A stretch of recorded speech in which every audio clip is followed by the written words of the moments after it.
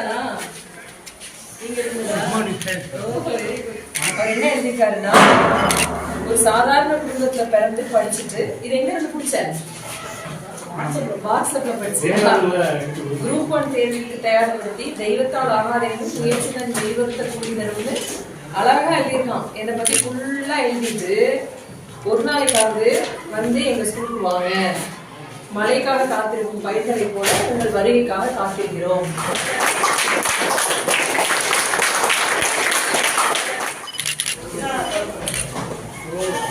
சர்ப்ரைஸா வந்துடலாம் யார்ட்டையும் சொல்லல.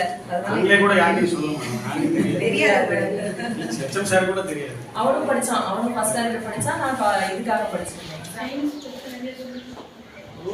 உனக்கு என்ன அதனால செஞ்சு ஆர்வம் ஏதாவது எது பிடிச்சிருக்கோ அது 100% இன்வால்மெண்டோட பண்ணுவாங்க. தமிழ் எழுதுனவங்க தான் நிறைய பாஸ் ஆகிருக்காங்க.